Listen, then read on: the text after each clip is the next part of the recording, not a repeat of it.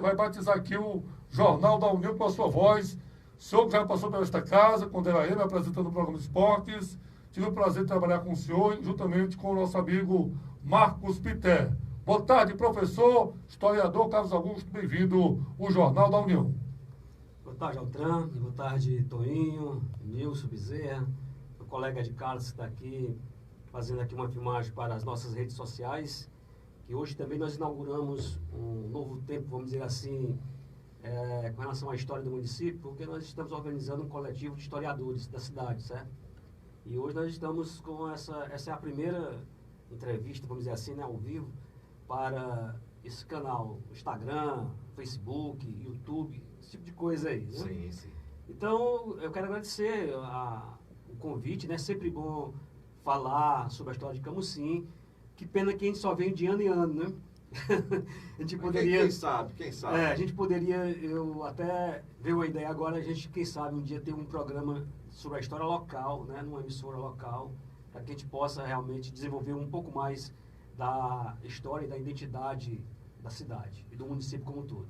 Professor, eu quero aqui agradecer de antemão ao professor Carlos Augusto, ao colega que está aqui registrando também, pelo presente que o senhor trouxe para mim, que é esse livro, inclusive um livro que é utilizado na rede pública de ensino. Isso é de uma importância tão grande, que poderia ser, é um livro que fala a história de Camusim, está na escola, sim, mas a gente tem que entender as entrelinhas, né, professor? Verdade. E um livro escrito por pessoas da terra, sobre a nossa terra, e que faz parte da rede pública de ensino. Porque para você entender a sua situação atual, sobre a atualidade do seu município, você precisa entender o passado. E isso, muitas vezes, o senhor pode complementar, é o grande defeito do brasileiro. Não conhecer bem a história do seu país para entender a situação que nós vivemos nesta atualidade. E Camusim está de parabéns por adotar um livro dessa importância. Historiando Camusim é o livro.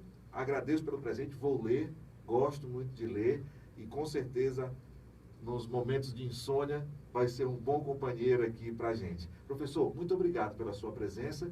E falar hoje, né? Nós não definimos pauta, mas a pauta a gente cria na hora, porque com pessoas inteligentes não tem tanto esse problema.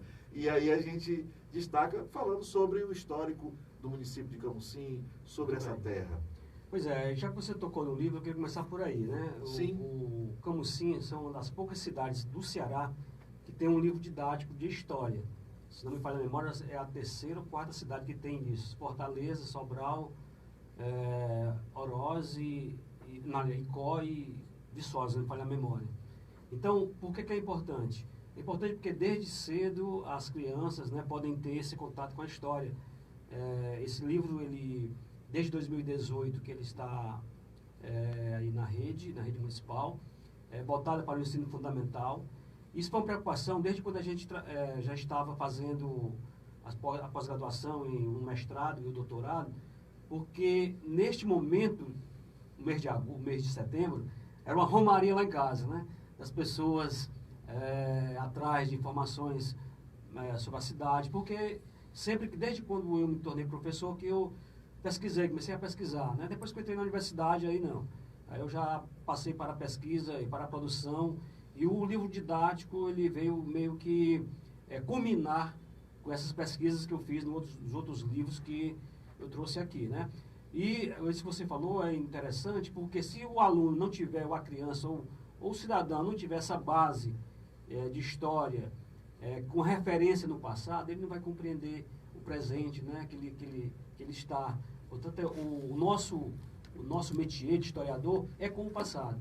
Mas não é o passado pelo passado, certo? É o passado que ele está mediado muito pelo presente.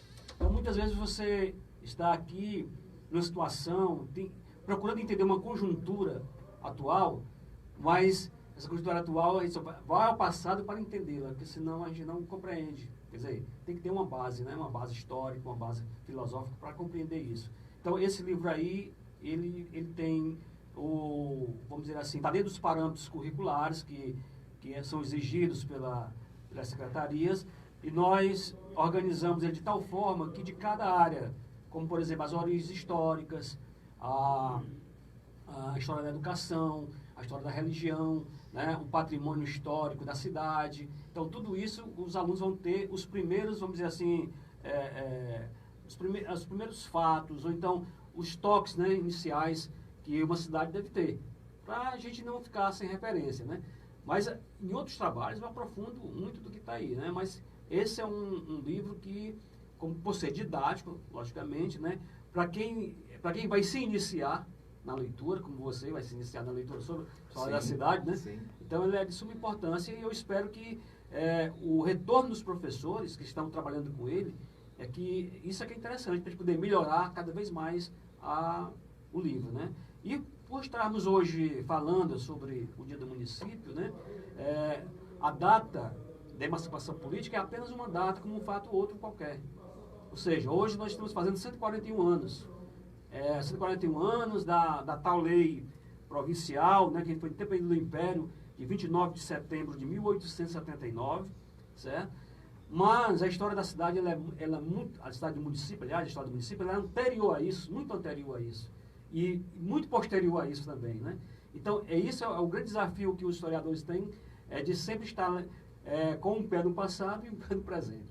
Não só se prender à questão da emancipação política, porque aqui provavelmente, assim como no Brasil, na época de sua descoberta, já existia uma história. Claro, né? claro. E aí essa história de Camusim é muito rica. Você tem como Camusim foi um porto, sempre foi um porto, né? Desde a descoberta, da invasão, os portugueses, quando tiveram que expulsar franceses lá da Ibiapaba, os holandeses, quando tiveram que traficar espécimes da fauna e da flora, os franceses, né, os italianos, os ingleses que estiveram por aqui. Então, como está próximo, como está à beira do oceano, certo? Então, Camusim é uma cidade aberta nesse sentido, né? Então, você tem esse confronto desses povos, né, estrangeiros com os povos que estavam aqui. E aqui também era região de passagem de tribos indígenas também, né? Então, tribos que vieram desde a expulsão dos holandeses do Pernambuco, que vieram escapar por aqui, fugidos de lá, né? Índios que também, lá desde o início da colonização lá do Rio Ceará e Fortaleza, que tiveram que também migrar para cá, índios que desciam da Serra de Ibiapaba para cá e vice-versa. Então, aqui Camusim era um lugar de passagem, né, de trânsito entre esses indígenas. A gente pode pensar assim, como era que esses índios viviam? Então, quando era na época do caju, os caras desciam para cá, na época da pesca também, na época de outras explorações, vamos dizer assim, do sertão, os daqui iam para lá. Então, Camusim era essa rota, certo? E nessa rota se deram muitos encontros e desencontros também. Muito bem. 12h24, estou recebendo aqui o professor Carlos Augusto, que é historiador. Me lembra aqui o nome do amigo. Ed Carlos, historiador também. Que é historiador. Só lembrando que o professor está trazendo aqui para a gente livros para a gente sortear. Para a gente sortear aqui no nosso programa. Você pode mandar a sua mensagem de texto no nosso WhatsApp, ou o seu áudio também aqui. E no final da participação do professor Carlos Augusto, nós vamos sortear para você presente aqui no dia do aniversário de Camusim. Quais são os livros, professor? Pronto, eu trouxe aqui A Nostalgia dos Apitos, que é um livro que não é que comemora, né, mas que marca os 40 anos depois que o trem saiu daqui, da partida do trem. Nostalgia dos Apitos. Ah, entendi. Né? Então, a estrada de ferro de Sobral, 40 anos depois da partida do último trem de Camusim, Ceará. Porque também Camusim, ele vai ter um incremento muito grande de visibilidade historiográfica a partir da instalação da estrada de ferro de Sobral no final do século XIX, certo? Então, só para você ter uma ideia, em 1877, Camusim era um distrito de Grande, era Barra do Camusim. 2 anos depois, Camusim se torna um município. Né? 2 anos depois, que não é que a estrada foi inaugurada, não. 2 anos depois da chegada da construção da estrada de ferro, né? Então, eu recupero um pouco de discursos de autoridades, de lendas, até de crônicas de autores camusinenses, de notícias de jornais, de discursos no parlamento, no Congresso Nacional, quando quando o trem saiu, né, os políticos tentando que ele ficasse e tal. Então, foi um livro para marcar os 40 anos dessa partida, né? Tem também um livro que foi lançado ano passado, que é de dos grandes literatos de Camusim, que é o Carlos Cardeal de Araújo, que é o Terra e Mar, que conta um pouco da história de Camusim de forma romanceada, a partir dos pescadores, né, dos estivadores, desses navegantes que vêm para cá e para lá, né? E também esse livro é 2 em 1. Ah, é? De um lado é o romance e do outro lado é um trabalho sobre que eu e a historiadora Petrilha fizemos sobre a partir do livro dele, né? O Terra e Mar. Isso. Pronto, é o segundo. Pronto. O terceiro livro é um livro que a gente também lançou no ano passado, junto com o historiador Paulo José Silva dos Santos, Pinto Martins, Um Voo na Memória e na História do Aviador Camusinense. Pois é, rapaz, eu descobri recentemente que Pinto Martins, né, o que deu o nome lá ao aeroporto de Fortaleza, que tem uma história, é camusinense, e depois fui pesquisar, né? Exatamente. Pinto Martins é um filho ilustre, né, dentro daquela ideia da ilustração na história. Ele nasceu apenas nasceu em Camusim, né? Mas ele já, com meses de idade, ele saiu, inclusive ele é batizado no Rio Grande do Norte. Eu é de cá, no Rio Grande do Norte, ele foi batizado lá. Mas ele fez uma coisa muito interessante. Em 1922, quando ele já estava nos Estados Unidos e imaginou essa primeira viagem, esse primeiro voo entre Nova York e Rio de Janeiro, para marcar o centenário da independência, o primeiro centenário da independência do Brasil, que vai ter agora o segundo centenário, em 2022, né? Ele passou por Camusim. E essa passagem dele, essa referência dele à sua terra natal, foi que projetou o Camusim, vamos dizer assim, na mídia da época, né? Então, todos os jornais e revistas da época se referiam a esse lugar, a esse momento que ele passou. Essa é o livro, é uma foto da chegada dele aqui em Camusim, certo? Portanto, Ele parou. Ele parou, ele pernoitou aqui. Chegou no dia 19 de dezembro de 1922. Dia do aniversário. E foi no outro dia seguinte, ele partiu. Inclusive, ele também fez um pouso lá perto da sua terra, Aracati. Aracati é perto de lá da sua terra? Perto de Cascavel. Pois é. Alguns quilômetros. Na verdade, minha residência fixa é lá, mas eu sou de Fortaleza. Mas eu tenho um Cascavel como minha segunda cidade. Pronto. Esse outro aqui, entre o Porto e a Estação, é exatamente esse momento da história de Camusim, muito pulsante, que foi exatamente porque o Porto, né, já existia antes o Porto, desde o século XVIII que o Porto é explorado, e aí com a ferrovia, porque a ferrovia é exatamente isso, para ligar o Porto de Camusim ao sertão de Sobral e Crateús. Essa ferrovia que é onde ali existe o Palácio da Educação, Exatamente. não é isso? Isso aqui é onde o trem dormia, era a estação central, certo? Tanto é que não tem outra maior do que ela em todo o trajeto, né? Entendi. Então, esse entre o Porto e a Estação é a minha tese de doutorado, certo? Olha. Que foi lançado pela Assembleia Legislativa do Estado do Ceará, e isso aí foi muitos anos de pesquisa, né? É o meu trabalho, assim, vamos dizer, de maior fôlego, né? E é bem robusto, né? Igual o seu aí, o Historiando Camusim, que é um livro didático, certo? Então, quem também ligar para cá vai receber, né? Esse livro a gente encontra ele aonde, professor? Isso aí você não encontra mais. Não encontra mais? Não encontra mais não. Ah, legal. Esse aí só tenho esse aí, mais os 2 em casa e pronto, né? Tá certo. Olha, então esses livros aí... 4 livros, um é meu, então eram 5, um eu já ganhei, Isso. então 4 livros Sim. para a gente sortear para você que está mandando mensagem aqui para o nosso programa. Não vai dar para a gente sortear, porque eu quero dar mais tempo para o pessoal participar, então não vai dar para sortear no final da participação do professor, porque ele não vai poder ficar até o final do programa, até porque tem outras pessoas para participarem. Mas no final do programa, a gente vai sortear esses 4 livros.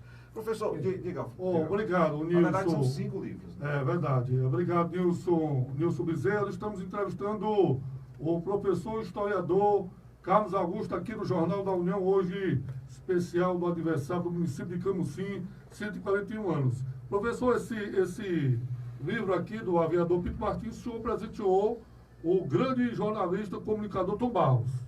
E ele me agradeceu lá na Rádio Verdes Mares. Mandei para ele lá, né? Que ele gosta de aviação, né?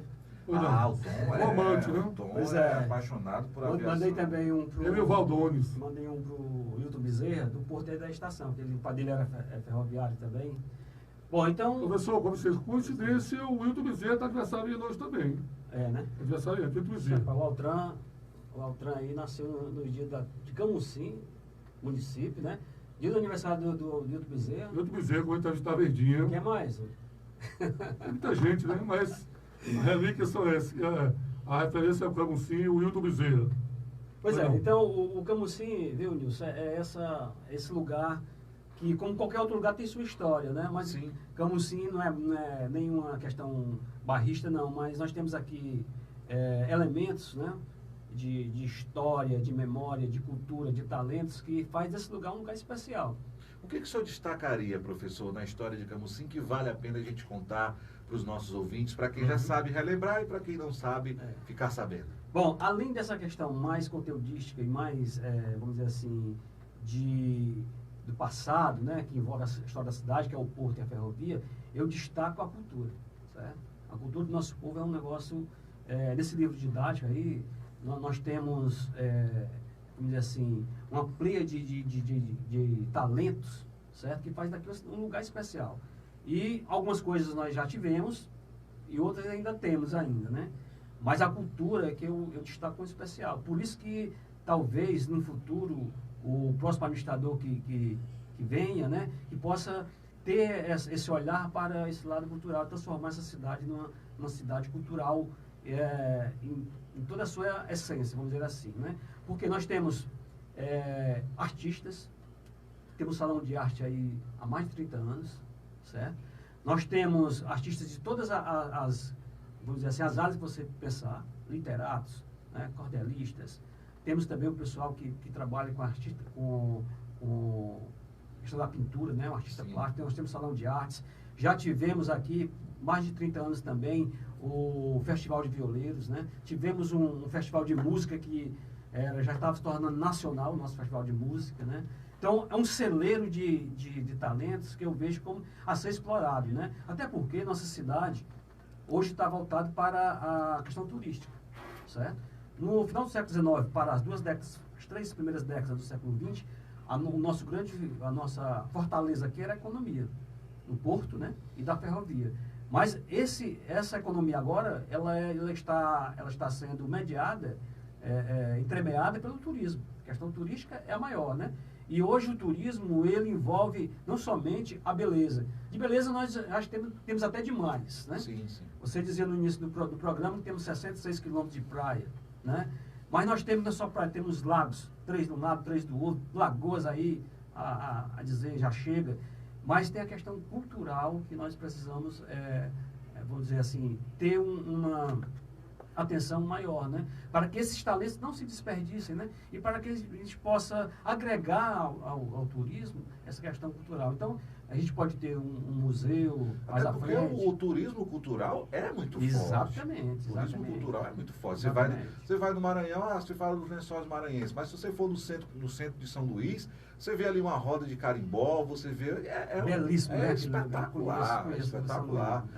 Por exemplo, a Quirais se destaca muito pelas praias também, Beach Park ali, o Porto das Dunas, o Iguape, Barro Preto, Prainha.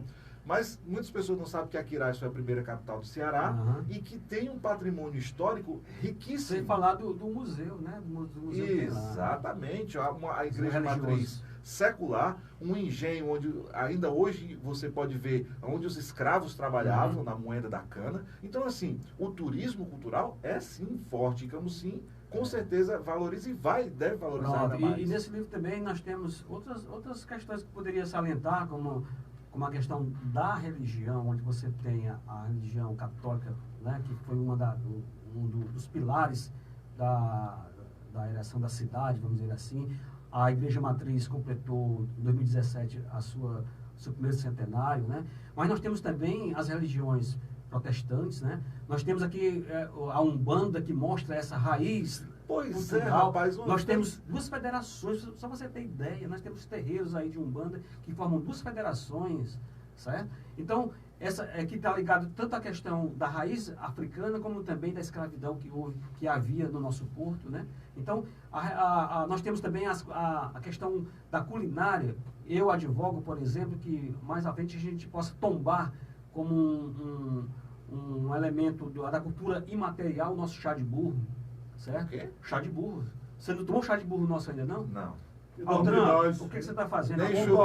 Nem chupei a cabeça do coró e nem tomei o chá de burro aí. Pois é, então Vou nosso procurar. chá de burro está no livro aí, certo? É uma iguaria que nós temos aqui no mercado, mais de 40 anos isso é só nosso, entendeu? É uma bebida que é um mingau, feito de arroz e de milho e etc, né? Que o cara toma e fica forte pro resto do dia. Ah, pois eu quero. Amanhã nós vamos. Tá certo. O Altran como Cicerone, hein, Toninho? Cicerone do rapaz leva o cara no Eliseu, mas Não, não mas ele me oferece, ele me chama. Eu aqui ando ocupado demais. Mas eu vou tirar essa culpa dele. Ele me chama. Pois bem. Ontem ele me chamou para ir no campeonato, não deu para eu ir. Verdade. Ele se oferece demais para me levar. Eu aqui sou mole para essas coisas e ando muito ocupado. Pois é, então nós temos aqui esse manancial, né? Ainda temos ainda algumas edificações desse período, né? A gente pode pensar proximamente um museu a ser aberto na cidade, né? Nós temos aqui 2 lugares que podem, sendo potencializados, eles podem se tornar, dentro dessa questão cultural muito forte, que é o complexo Porto Ferroviário, que está sendo tombado pelo IFAM, e o Barcos do Brasil, que é a enseada dos barcos ali, depois das pesqueiras até mais à frente, né, ali do Museu do Pescador. Então, são 2 processos que estão na área federal. Mas no dia que o município conseguir viabilizar isso, nós vamos ter essas 2 paisagens, vamos dizer assim, né, como incremento para essa política turístico-cultural.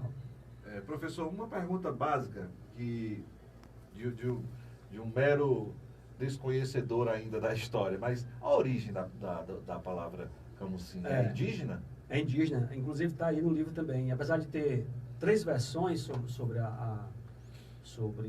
o nome, eu prefiro o nome indígena, né? Até porque a maioria dos nomes dos acidentes e dos nomes geográficos do Brasil são indígenas, né? Sim. Então, o camusim é vamos dizer assim, é uma corrutela da palavra camuci. O camuci sem o M, entendeu? Camusim sem o M, o camuci é uma urna funerária que os índios usavam, certo? Então, era um pote, uma espécie de pote de barro, daqui o nosso símbolo ser um pote, né? Onde os indígenas encerravam os seus mortos e faziam o sepultamento, né? Tem também uma alusão a um vento que soprava no Mediterrâneo, chamado cancim, né? E aí poderia também, né, fazer essa relação, mas eu prefiro o camusim como uma urna funerária, até porque é possível que quando a gente for fazer prospecções arqueológicas, encontremos ainda muito dessas urnas aqui. Existe algum campo arqueológico por aqui? Nós temos, quando foi instalado a eólica, sim, certo? Até por dever de legislação, foram feitas várias prospecções, né? E foram encontrados vários materiais ainda, né, de tempos antigos, né? Como era uma região de trânsito, com certeza você vai encontrar. Agora, eu não sou especialista na arqueologia. Sim. Mas, por outro lado, nós temos também uma espécie de sítio arqueológico que perto da região de Amarelas, onde você tem pinturas rupestres, né? Então, se tem pinturas rupestres, logicamente, também você pode ter outros achados arqueológicos. E o papel dos arqueólogos é muito importante. Uma vez eu conversava com um arqueólogo, eles paralisam qualquer construção. Paralisam. Se houver algum indício, por exemplo, na construção de uma usina eólica, se houver qualquer indício de objetos históricos, de pinturas, eles paralisam e só retornam às construções com a chegada do arqueólogo e com a liberação desse arqueólogo. Foram encontradas várias peças de cerâmicas, né? Mas infelizmente, como nós não temos um lugar para, né, concentrar isso, geralmente é levado para o laboratório das empresas, né? Mas isso é uma coisa ainda a se pesquisar. Muito bem, são 12 horas 40 minutos aqui no nosso Jornal da União. Estamos recebendo aqui o professor Carlos Augusto, historiador, o Ed Carlos, que está aqui também, que é historiador também, registrando esse momento. Professor, eu gostaria de, até o final da minha temporada aqui, a gente marcar um horário para a gente trazer, e aí sim definir uma pauta, a gente trazer aqui mais notícias, mais coisas. A gente sabe do tempo que é muito corrido, mas eu agradeço demais a sua presença aqui conosco, agradeço demais pelo presente, e os presentes que nós vamos sortear para os ouvintes aqui são 4, 5, um aí? 5. São 5 livros aqui para a gente sortear para os ouvintes, e dizer que as portas estão abertas aqui, já que o senhor é um militante dessa área, que é importante, como nós falamos no início, para que nós possamos entender o hoje, precisamos entender o ontem, né? Isso. E só para finalizar aqui minha fala, dizer também que nós, com esse coletivo de historiadores, nós vamos buscar uma representatividade maior e também um esforço de trabalho maior também para que nós possamos dar conta da história da cidade, né, do município como um todo. Porque isso aí foi apenas o que eu escrevi, mas o que esses meninos já escreveram sobre o lugar, que estão aí ainda adormecendo nas prateleiras das estantes das casas dele, né? Sim. Temos muita coisa para ainda publicar, né? E também muita coisa para pesquisar. A gente fala de um ícone da história como Pinto Martins, mas nós temos muitos e muitos outros homens e mulheres que já fizeram a história desse lugar, né? Eu estou agora, em dezembro, estarei lançando outro livro com respeito à Câmara Municipal, né? Sim. No sentido de recuperar um pouco das atas, da história da cidade, através das atas da Câmara. Com né? certeza deve ter muita coisa. Tem. Nós já publicamos um livro em 2008, se me falha a memória, e agora vamos ter o segundo volume dessa Casa do Povo, vamos dizer assim, né? Mas tem colegas que trabalham os mais diversos temas, né? Desde, por exemplo, Carlos Manuel trabalha com a questão do início do rádio na cidade, que foram as radiadoras, os sonoros, né? Que se chamava antigamente, as amplificadoras, né? Temos o trabalho da Célia, que faz um resgate, uma recuperação da história da matriz, né? Temos o trabalho do Francisco e dos Portuários, que foi essa classe, né, que alavancou por muito tempo a economia do município, né? E o Ed Carlos trabalha com o imaginário das assombrações, né, Ed Carlos? Na cidade, né? Daquelas histórias que se contavam à noite, na boca da noite. Então, as lendas urbanas. Lendas urbanas, mais lendas rurais, né? Lendas rurais. Mas, então, deve ter muita coisa. Então, nós temos e é isso que eu pretendo com esse coletivo, nós pretendemos com esse coletivo, né? Apresentar essa variedade de temáticas, de pesquisa, né? Para que a gente possa ter uma historiografia camucinense, né? Sim. Eu acho que isso aí é importante. E Não só um livro didático, mas ter uma historiografia camucinense. Claro, e que a próxima gestora possa receber de braços abertos isso, porque é de fundamental importância. É de fundamental importância a história. Eu fico muito triste, eu fico muito dolorido quando eu vejo municípios que não valorizam seus prédios, que não valorizam sua história, que não investem nisso para entender a história de sua comunidade, né? Eu tenho alguns exemplos, não vou citar porque não pertence aqui ao município de Camusim, mas toda vez que eu passo ali em alguns prédios, a gente vê Camusim, as casas com suas fachadas, em grande maioria preservadas. Também como a gente né? sente quando alguém derruba aqui, né? Pois por falta de uma lei mais específica, né? Por uma falta de tombamento, né? Mas são coisas que a cada dia, por exemplo, a gente nunca pensou que um dia a gente fosse explorar as nossas belezas naturais, né? Então, nós tivemos o ciclo aqui do algodão, tivemos o ciclo depois do sal, né? Da pesca, né? Mas então, nós temos agora o ciclo do turístico, né? Mas no futuro, quem sabe, a gente pode também ter essa outra... E integrar com o turismo. Né? Porque tudo é integrado, não existe nada fora de nada, né? Então, todas as coisas que existem no município, elas devem estar integradas para que a gente possa compreendê-las melhor, que possa até... Para preservar, tem que compreender também isso aí. 12 horas e 45 minutos. Professor, muito obrigado mais uma vez. Obrigado. E os microfones e as portas aqui estão abertos para o senhor, ok? Obrigado. Patrão,